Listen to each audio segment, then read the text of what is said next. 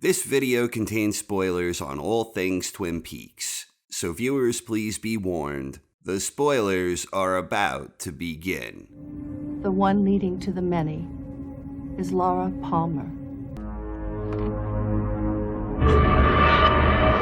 Now the circle is almost complete.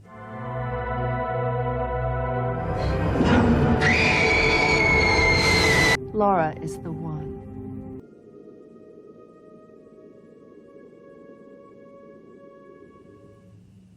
Laura is the one. Laura is the one. Again.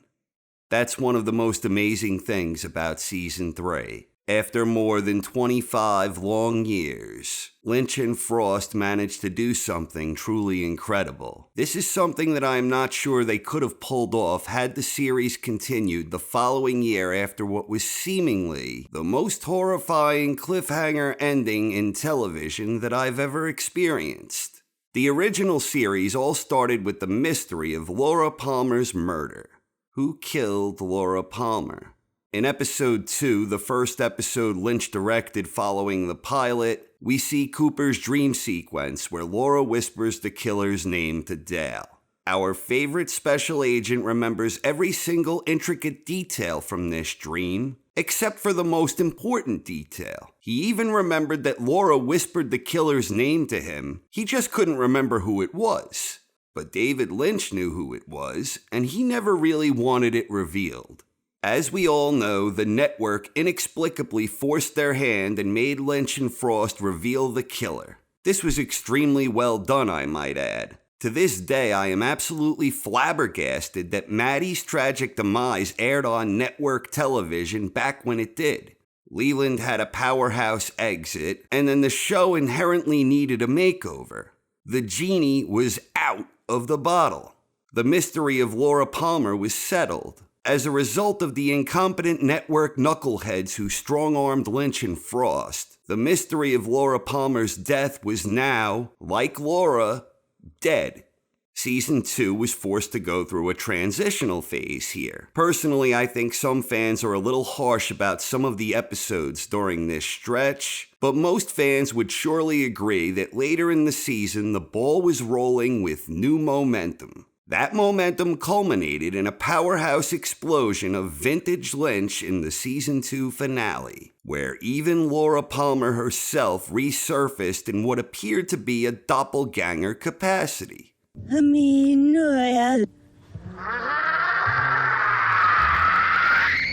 How's Annie? How's Annie? Personally, and I don't think I'm alone here, but when I first heard news of the improbable triumphant comeback of Twin Peaks, I didn't have many real expectations. But among those I did have, I suspected we'd get some type of closure on Annie and Cooper. When all was said and done, we didn't exactly get either of those. Annie was only mentioned once in passing, and at the end, Cooper looked confused, horrified, and defeated. Fire Walk With Me had seemed to provide closure for Laura, so I had no idea how Laura would figure into Season 3, mainly because the mystery surrounding Laura was already over, or so I thought.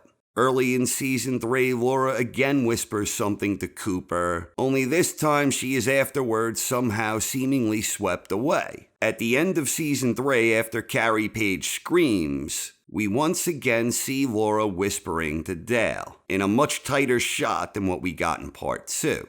Cooper once again seemed to forget the important part of what Laura whispered to him. This is familiar territory. Once again, Cooper seemingly forgets what she whispered, but Lynch knows. Only this time, Lynch wasn't strong-armed by some incompetent TV executives. So as an audience, like Cooper, we don't know what she said. And even if I'm wrong and Cooper is aware of what she said, we still don't know shit. But Lynch does, and I don't imagine he will ever be inclined to tell us. Lynch never really wanted Laura's mystery resolved, and now when all is said and done, Lynch and Frost successfully managed to put Laura's mystery, the magic genie itself, back in the bottle again. Is life a puzzle? I am filled with questions. What year is this?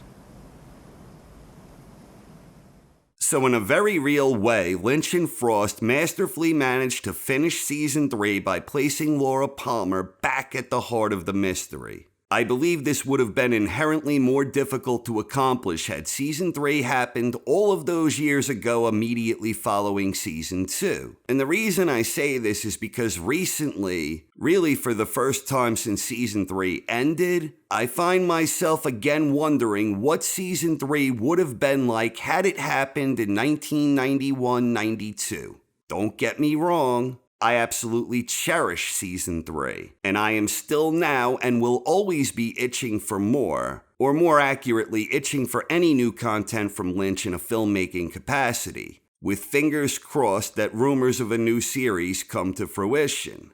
It's kind of strange though. For 20 long years, I had long fantasized about what might have been in Twin Peaks Season 3. After I watched all of Twin Peaks for the first time many years ago, not a year went by where these kinds of thoughts wouldn't frequently surface and resurface in my mind, time and time again. But that ongoing habit, it all came to a screeching halt when the improbable, triumphant return of Twin Peaks was underway. It was happening again. So all of those thoughts about a hypothetical third season manifested into reality, a dream come true. And then of course most of my attention went to enjoying the entire overall experience the third season provided, while also speculating about the possibilities of what might theoretically happen in the fourth season and the fifth season.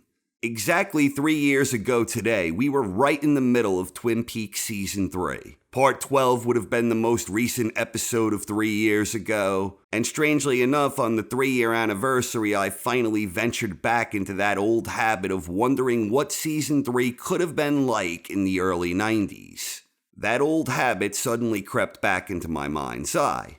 Had it happened back then, the entire playing field would have been inherently different. Everything from the available cast to the limitations of network restrictions versus the creative freedom afforded to Lynch and Frost by Showtime, to a slew of other related and semi-related considerations. But it's almost irresistible to ponder the possibilities of Mr. C roaming around Twin Peaks circa 1992.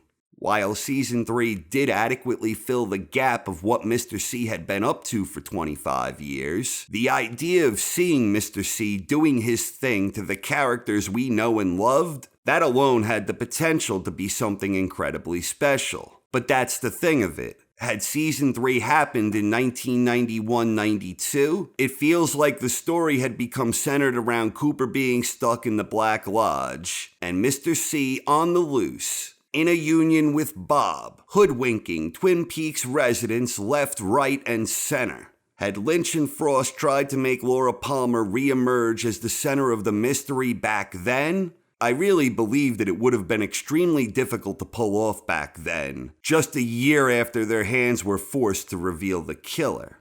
Season 3 opened with this soul-chilling flashback. I'll see you again in 25 years. Meanwhile, Then we see the familiar territory with a similar whispering scene, discovering new ground with Laura's inner essence and her subsequently being torn away. Then we don't see Laura for a while, but yet her essence still exudes an omnipresent, troubling mood that reverberates throughout the season. We see her photo at the very beginning of every episode. Bobby breaks down in tears when he sees her photo. Our heroic trio of Lucy, Andy, and Hawk are investigating her old case files in search of something missing. Lucy had bad gas, but it wasn't about the bunnies. It was about the missing diary pages.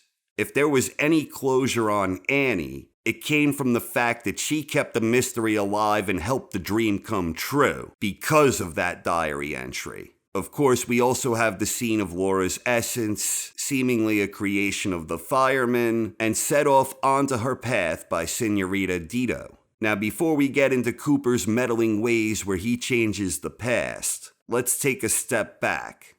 My own personal investigation, I suspect, will be ongoing for the rest of my life.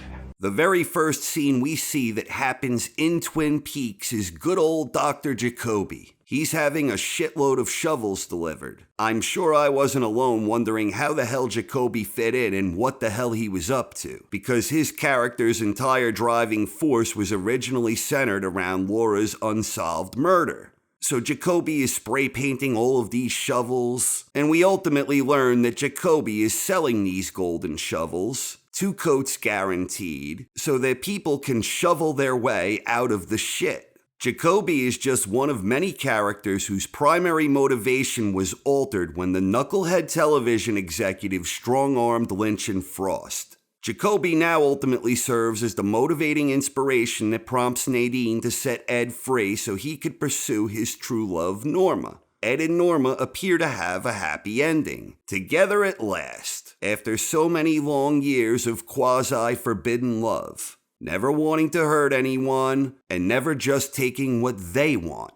But did Ed and Norma truly have a happy ending? After all, this is familiar territory too. Is this just a play on the cyclical implications that are found elsewhere in Season 3? Before we see Laura again, back in the past, Cooper had seemingly defeated his doppelganger. While I'm not entirely sure that this is true, much like I'm not entirely sure Ed and Norma had a happy ending, Part 17 saw what appeared to be the destruction of Bob at the hands of Hulk-Hand Freddy. Cooper seemingly defeated his doppelganger, and Cooper had already gotten out of the lodge by that point, and he ultimately regained form. And that's when Lynch and Frost brought Laura back to the center of attention. Cooper goes back in time, he pressures Laura into following him, he wants to take her home. She screams and vanishes in a moment that has some type of connection with her being sucked from the lodge. So Laura is alive, and Cooper changed the past. Cooper essentially denied Laura out of her defining moment. Her defining moment. Laura had already made her choice. Cooper didn't like that. And just like so many hardships she had long suffered, Laura was again thrust into horrifying circumstances through no choice of her own. Cooper and Diane had crossed over. Some version of Diane assumes Linda form and bolts. Cooper finds Laura in the form of Carrie Page. We see the plight of Carrie in plain sight. Cooper brings her home. The house was owned by Tremons and previously owned by Chalfonts. Something feels awfully wrong about all of this. And then the big horrifying scream, and the even more horrifying look of confusion on our beloved hero, FBI Special Agent Dale Cooper. And the last thing we see, Laura whispering to Cooper, but tighter and sadder. It almost exudes a sense of complete hopelessness, perhaps not unlike what Lynch and Frost themselves felt when they were strong-armed by the incompetent TV exec knuckleheads all those years ago. Lynch knows what she whispered, and he is loving the idea that we don't. He's absolutely loving it. And damn it, we're just itching to know. And he knows it. And that's a rather beautiful thing. Because he did it. He expertly maneuvered that slippery genie right back into that damn fine bottle where it always belonged. The greater point I'm trying to make here is, after reimagining a Season 3 from 1991-92, I've personally come to the conclusion that the time gap helped make this mighty artistic undertaking all the more profound and powerful across the entire spectrum. And the reason it's more profound and powerful is because with all that time that has passed since Fire Walk With Me, the book was already long closed on Laura's story, only it wasn't. Revealing Laura's mystery killed the essence of the show, and resurrecting her mystery immortalized it. Laura is indeed the one. Damn fine triumphant return. Where there was once one, there are now two. Or were there always two? By the way, for any Twin Peaks fans interested in reading a really awesome theory on Waldo, yes, that Waldo, please check out the link in the description. Never in a million years would I have thought of this, But the moment I read this theory, it's so convincing that I'm all but entirely convinced this is exactly what Lynch and Frost had in mind. Fun read, so definitely worth giving that a look. In conclusion, I'm just itching to see more of Carrie Page. But I'm itching to see any new Lynch material in a filmmaking capacity. Damn fine itch. Thanks for watching, everyone. I hope you enjoyed, and have a wonderful night. The good Dale is in the lodge, and he can't leave. Write it in your diary. 3 of the 4 pages that we saw were torn out, missing. And there's still one missing. Say hello to Gordon if you see him. He'll remember the unofficial version.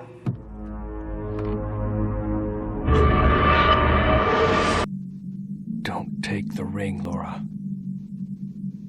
Don't take the ring. Don't make me do this! No, please! No! No! No!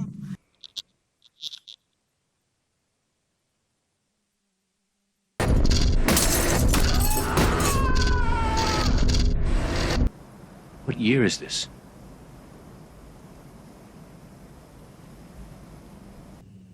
Laura is the one.